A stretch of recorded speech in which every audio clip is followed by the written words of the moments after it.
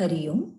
भक्ति की वाणी 913 913। गालियां दी प्यार के पहले अपराध। प्यार में गालियां फूल बन गई, वह रे प्यार का रहस्य। क्या कह रहे हैं गुरुदेव? गालियां दी प्यार के पहले अपराध। प्यार में गालियां फूल बन गई, वह रे प्यार का रहस्य। प्यार भक्ति का सबसे प्रमुख आधार। प्यार, अगर प्यार प्रेम न हो अपने प्रेमी के लिए, तो फिर भक्ति हो ही नहीं सकती। ये भाव भी प्रेम से ही जागृत होता है, भक्ति भी प्रेम पे ही आधारित है। प्रेम प्यार सबसे आवश्यक। इसका क्या रहस्य है? ये प्यार क्या है, ये समझा रहे गुरुदेव। क्या कह रहे हैं? गालियां दी प्यार के पहले अपराध।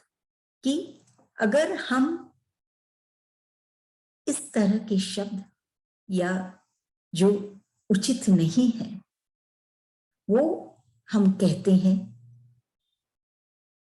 बिना प्यार किए, तो वो एक अपराध बन जाता है।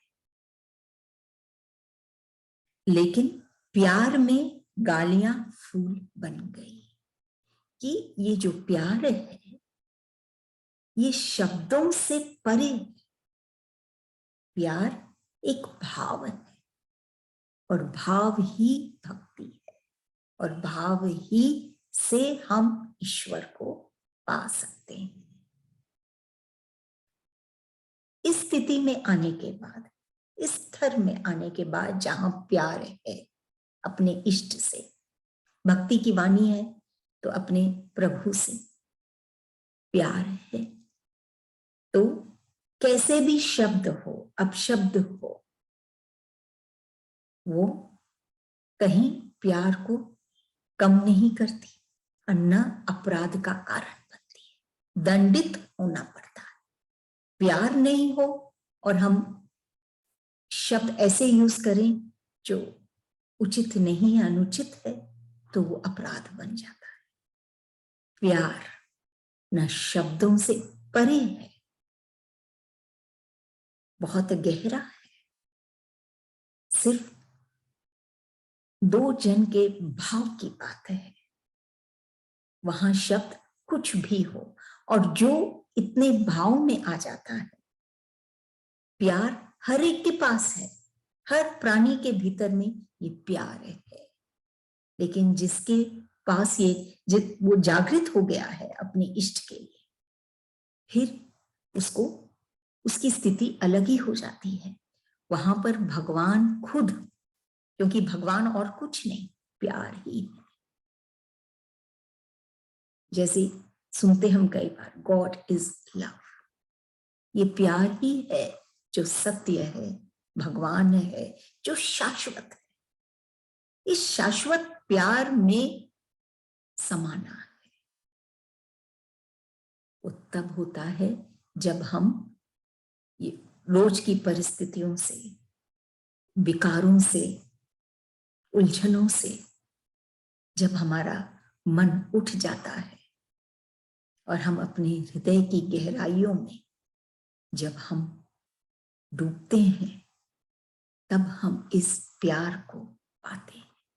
और ऐसा पाते हैं कि कभी फिर से जीवन में कष्ट नहीं होता। इसलिए ये प्यार महत्वपूर्ण भी। यही आधार है ईश्वर को पाने का, और ईश्वर को पाने के बाद कहीं कोई कष्ट नहीं। और ऐसे प्राणी हर रोज दुख पाता है, कष्ट पाता है। ये कई बार हम सुनते हैं कि आज गन्ना टेढ़ा है, लेकिन उसमें जो रस है वो सीधा है। ये शरीर टेढ़ा बांका हो सकता है, लेकिन जो रस है, जो तत्व है, जो उसका अस्तित्व है, स्वरूप है, उसके भीतर में जो ईश्वर है, जो उसका स्वरूप है, वो सीधा और रस से भरा है। उससे जुड़ना ही प्यार है। उससे जुड़ गए तो उससे जुड़ा ये सारा संसार प्यारा लगता है। जब उससे जुड़ गए, उससे जुड़ना आवश्यक है। तो गालियां दी प्यार के पहले अपराध, कि बिना जाने, बिना समाये सिर्फ हम ऐसे शब्द कहते हैं जो गलत हैं, तो वो अपराध बन जाता है। लेकिन ईश्वर का के साथ मिलने के बाद, प्यार उनका अनुभव करने के बाद, फिर वो योग्यता आ जाती है, वो इतना डिजर्विंग हो जाता है वो भक्त, कि वो कुछ भी कहे, न ईश्वर को कष्ट होता है और न वो भक्त को। वो इतना डिजर्विंग हो जाता है सिर्फ प्यार के कारण। तो प्यार इन शब्दों से दूर कहीं एक भाव की बात है, और इस परम भाव में जो ओतप्रोत होता है वही ईश्वर को पाता है। चाहे वो कुछ कहे, कैसे कहे, जो भी कहे, उसके साथ ईश्वर उसके आगे जरूर आता है और साथ देता है, क्योंकि ईश्वर भी इस प्यार का प्यासा है। अगली वाणी 914, 914। आज समझौता हो जाए, समझो तो मैं भी नारायण का अंग। गालियां नारायण को पड़ी, प्यार में बोलता नहीं। मैं क्यों खुश होने लगी, प्यार तो नारायण से न है। आज समझौता हो जाए, समझो तो मैं भी नारायण का अंग। गालियां नारायण को पड़ी, प्यार में बोलता नहीं। मैं क्यों खुश होने लगी, प्यार तो नारायण से न है।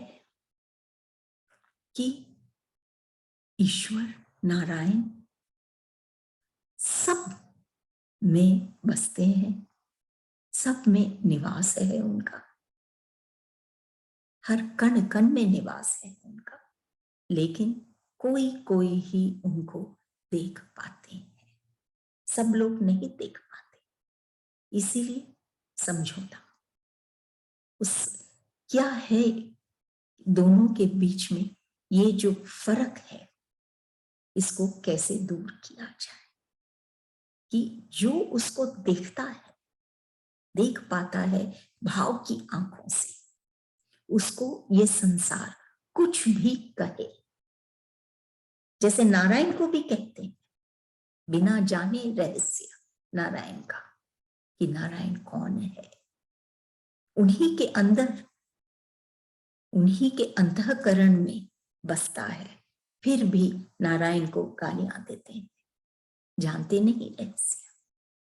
लेकिन जो नारायण को जान गए, उनको भी ये संसार कुछ न कुछ कहते ही रहते हैं, लेकिन वो अडिग रहता है, वो उन बातों में आता नहीं। उनके लिए तो सिर्फ उनका नारायण, सिर्फ नारायण में ही वो समाते हैं। कि समझो तो मैं भी नारायण का अंग, ये जानना पड़ेगा। यही तो रहस्य है जो अनेक लोग जानते नहीं, समझते नहीं। लेकिन जो समझा, गालियां नारायण को पड़ी, समझते नहीं इसलिए नारायण को गालियां देते हैं, उनके हिसाब से नहीं हो रहा है, लेकिन क्या रहस्य है वो नहीं समझे। और सिर्फ खुद को जब आदमी कर्ता मानता है तो ये स्थिति में आता है, नारायण को गालियां दे रहा है, लेकिन प्यार में बोलता नहीं नारायण कुछ भी, क्योंकि नारायण जैसा भी है, जैसे अपने लास्ट टाइम चर्चा की कि वो आत्मन जो है वो एक ही है। डिपेंड करता है कि वो मशीन या वो शरीर किस तरह से उसको यूज करता है। एक खूनी के अंदर भी वही आत्मा है, लेकिन वो खुद को भी दुख देता है, औरों को भी दुख देता है। एक संत के अंदर भी वही आत्मा है, लेकिन वो खुद को भी शांत रखता है और जो उनके समक्ष आते हैं वो भी शांति पाते हैं। तो गालियां नारायण को पड़ी क्योंकि वो नारायण को का अंग है, ये समझे नहीं, अपने आप को ही एक तरह से वो गाली दे रहे हैं, जानते नहीं कि वो भी नारायण का ही अंग है। प्यार में बोलता नहीं नारायण, मैं क्यों खुश होने लगी, लेकिन ये उस भक्त की बात है जो नारायण को अपना सर्वस्व समझता है। वो खुश हो जाता है, हर वक्त वो आनंद में ही रहता है, चाहे कोई उसको गाली दे, उसको इस राह से हटाने की कोशिश करे। प्रकृति संसार यही चाहती है कि वो उसका सुने, न कि ईश्वर का। तो लेकिन ये फिर भी खुश है, क्यों? प्यार तो नारायण से न है, क्योंकि वो नारायण से प्यार करता है। जब नारायण ही कुछ नहीं बोलता, क्योंकि प्यार है, जहां प्यार आ जाता है नारायण को भक्तों से और भक्त को नारायण से, तब ये सब बातें, अटपटी बातें, ये जो संसार किसी के ऊपर फेंकती है, चाहे नारायण हो चाहे ये भक्त हो, वो कोई मायने नहीं रखती। तो प्यार से बोलता नहीं, प्यार में बोलता नहीं, मैं क्यों खुश होने लगी, ये भक्त क्यों खुश होने लगी, क्योंकि प्यार तो नारायण से ना है, क्योंकि नारायण से प्यार है। कोई गाली भी दे रहा है तो भी उसको कष्ट नहीं होता, क्योंकि वो नारायण से जुड़ा है। वही वाली बात है जो गुरुदेव के हम कई बार सुनते हैं, कमल वाली बात, कि कीचड़ में रहकर भी वो खिलती है, क्यों? कि उसका संपर्क उस सूर्य से। तो आज समझौता हो जाए कि समझ ले ये बात जो अन्य लोग नहीं समझे हैं, कि समझो तो मैं भी नारायण का अंग, कि वो भी नारायण के अंग है। गालियां नारायण को देते हैं, नारायण को पड़ी, प्यार में बोलता नहीं कुछ नारायण।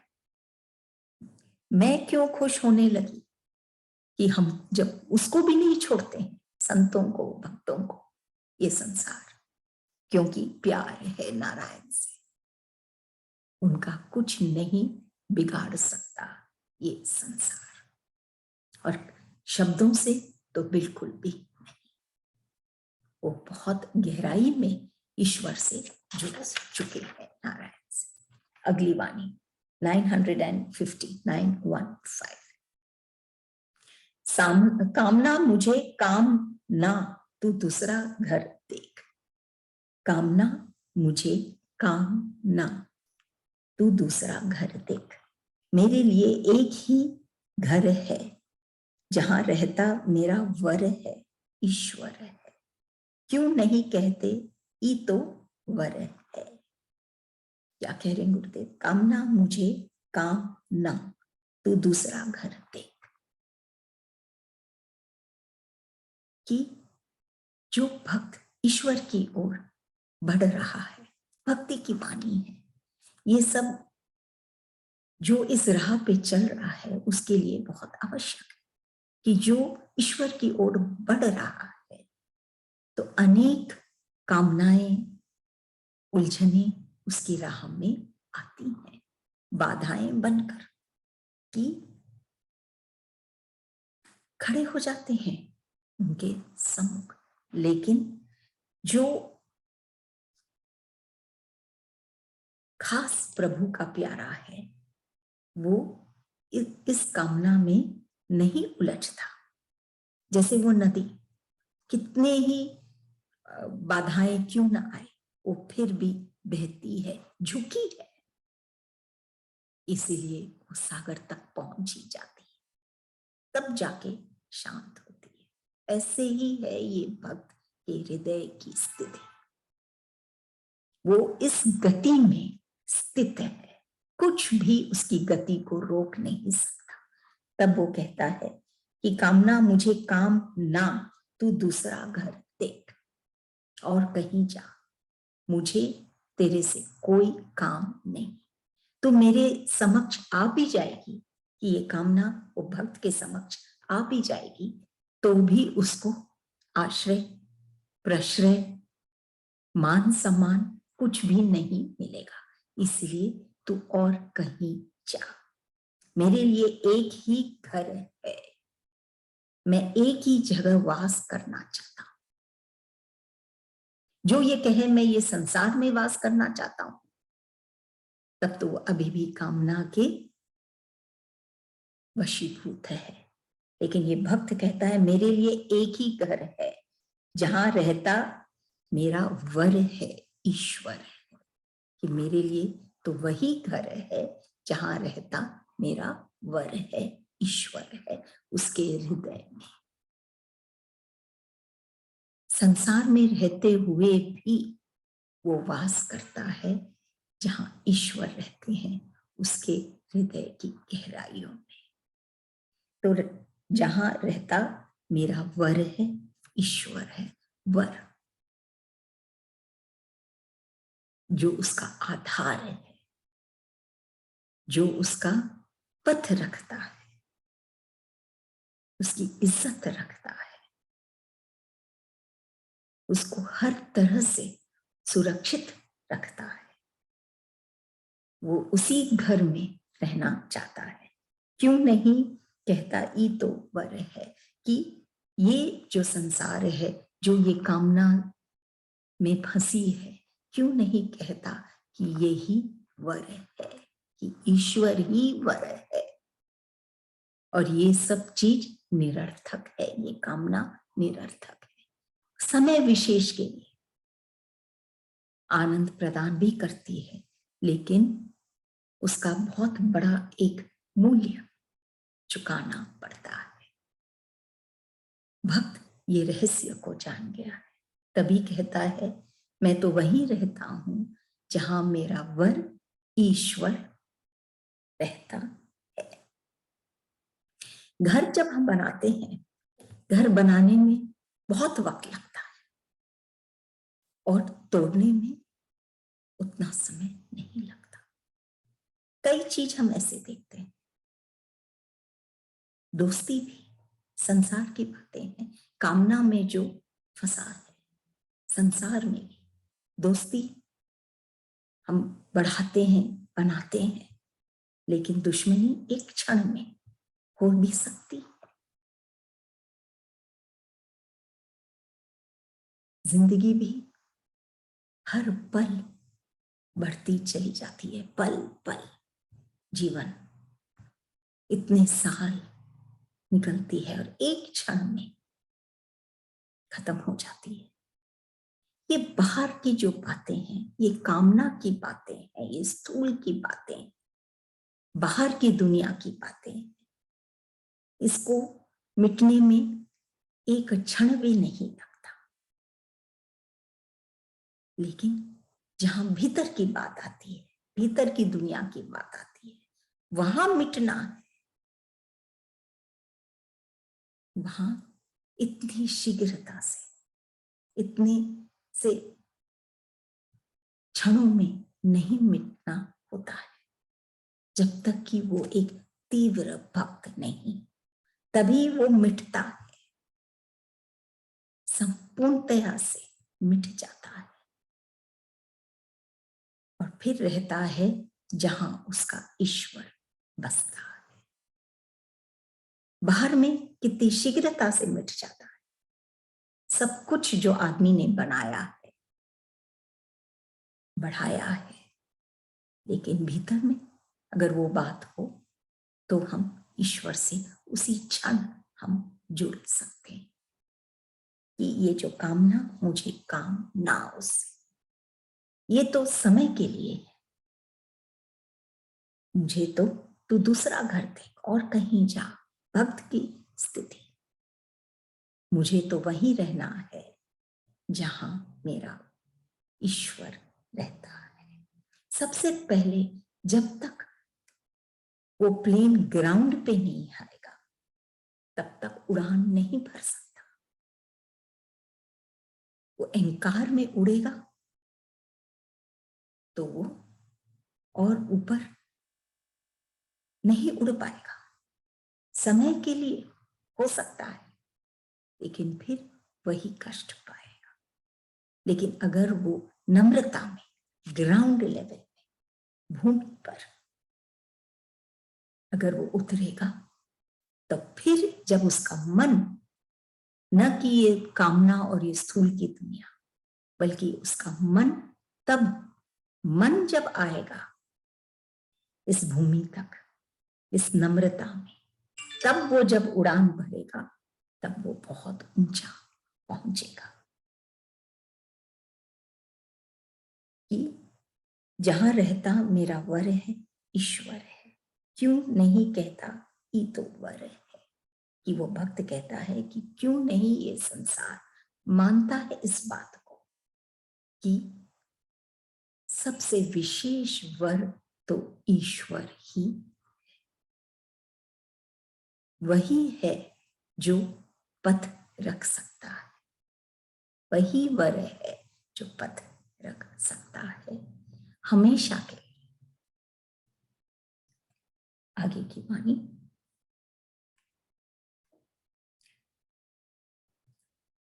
(916) खींचातानी में कहीं भाव आते हैं, जाएं देखें कहां जाते हैं।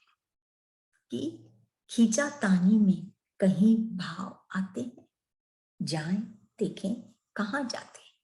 कि जो खींचातानी, भक्ति में खींचातानी बुद्धि के बल पर, अगर हम ईश्वर को जानना चाहते हैं, ईश्वर से मिलना चाहते हैं, तो क्या भाव आएंगे?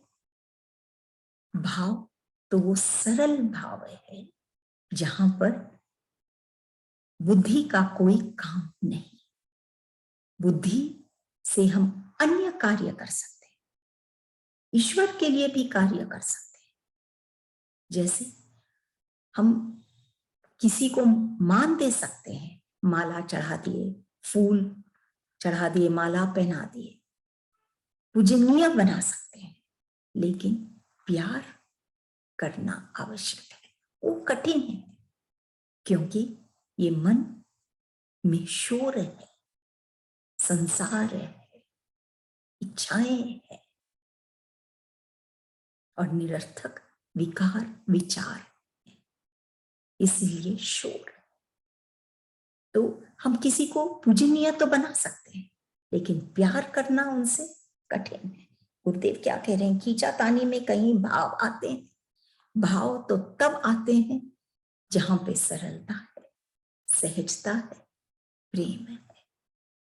तो पूजनीय तो बना लिए लेकिन प्रेम करना कठिन है क्योंकि उसके लिए सरल होना पड़ता है।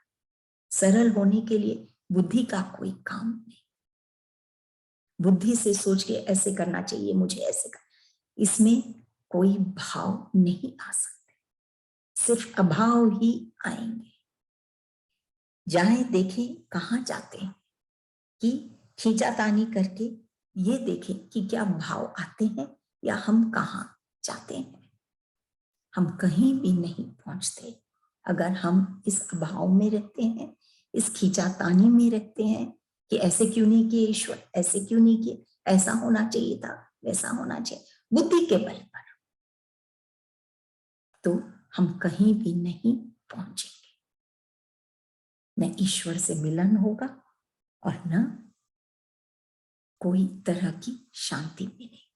लेकिन जो अब प्यार करता है ईश्वर से, जो सरल है कि ईश्वर जो किए, परिस्थिति जैसे भी लाए, जो भी हमारे आगे रखा गया है वो सही है, ईश्वर की मर्जी है और वही उत्तम है।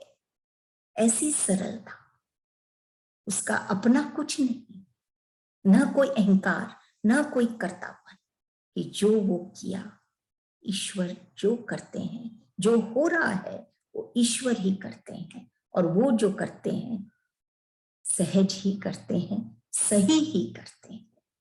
ये जो स्थिति है, तब जाके भाव आते हैं और फिर अभाव की कोई स्थान नहीं मिलता। हम उस स्थिति में जाएं तो हम ये चीज को जान सकें। जैसे संतों का, गुरुदेव का कहीं कोई अभाव नहीं, क्योंकि सिर्फ भाव में थे और भाव बुद्धि से नहीं आते, प्यार से, सहजता से, सरलता से आती है।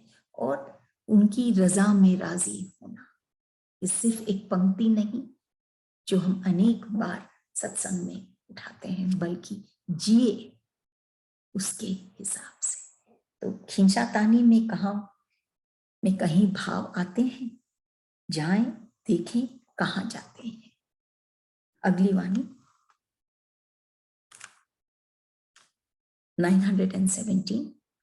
अंत में संत और शांति ने अपनाया तो कहीं पार पाया। किसका? भगवान का, माया का। संत ही भगवान, शांति ही माया पाश से मुक्त करती। संत ने, अंत में संत और शांति ने अपनाया, कहीं पार पाया तो कहीं पार पाया। किसका? भगवान का, माया का। संत ही भगवान, शांति ही माया पाश से मुक्त करती। क्या कह रहे हैं गुरुदेव? अंत में संत और शांति ने अपनाया तो कहीं पार पाया। कि वो प्राणी अपना जीवन जी रहा है लेकिन अशांत हो गए, बेचैनी में जीवन जी व्यापन कर रहा है, रहस्य नहीं जानता प्यार का, ईश्वर का, कामना में उलझा है। अंत में संत और शांति ने अपनाया, लेकिन जब वो संत से मिला, संत, ये यहां समझना आवश्यक है। संत कौन? संत वो जो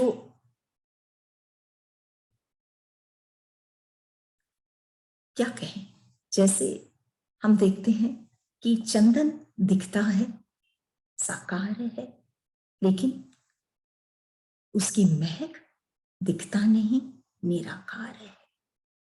लेकिन ईश्वर का साकार रूप दिखता नहीं, हम ईश्वर को साकार रूप में नहीं देख सकते, लेकिन उनका स्वरूप, निराकार रूप को हम देख सकते हैं। किसमें? कहा? यहां बात आती है एक संत में। तो संत कौन है? जो ईश्वर के स्वरूप में एक है, ईश्वर के स्वरूप में ही लीन है। वो दिखता भी है और निराकार भी। ऐसा है ये संत, ईश्वर का ही रूप है, स्वरूप है। कितना विशेष है। ईश्वर भी नहीं दिखते, लेकिन संत दिखता है। संत दिखता है, उसका साकार रूप भी है और निराकार। अगर उसके गोद में, उसके चरणों में अगर कोई भक्त बैठता है तो वो इस उसका अस्तित्व, उसका स्वरूप में वो समा जाता है। तो अंत में संत ही है। ऐसे जन, ऐसे संत और शांति ने अपनाया कि जब ऐसे संत ने अपनाया तो वो भक्त क्या पाता है? सबसे इंपॉर्टेंट चीज वो पाता है शांति। बेचैनी से मुक्त हो जाता है। तो जब वो संत पाता है, के समक्ष आता है, तब वो शांति पाता है। तो कहीं वो पार पाता है कि भगवान कौन है और माया कौन। पूरी दुनिया इस रहस्य में उलझी हुई है कि भगवान कौन है और ये माया क्या है। ये एक रहस्य बनी है। पूरा जीवन लोग इसी रहस्य को समझने में निकाल देते हैं। लेकिन जब एक संत मिलता है तब वो जानते हैं कि भगवान कौन है, क्योंकि संत उस भगवान का ही स्वरूप है।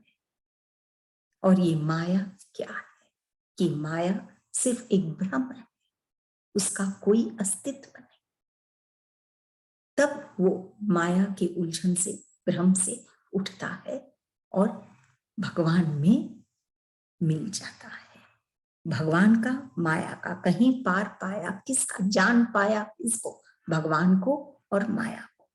संत ही भगवान है। शांति ही माया पाश से मुक्त करती है कि संत ही भगवान है। और उसके पास ये जो गुण है शांति की, वो जब पाता है तभी वो इस माया से मुक्त हो पाता है। माया से मुक्त क्यों होना है? क्योंकि जब तक वो माया में फंसा है वो बेचैन है, न चाहती है ये माया। ईर्ष्या, विकार सब उत्पन्न होता है, जागृत होता है इस माया के चलते, और वो बेचैन हो जाता है।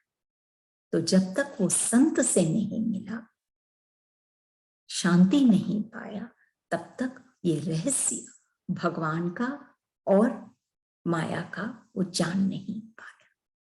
मिला तो जान पाया कि माया वास्तव में कुछ नहीं,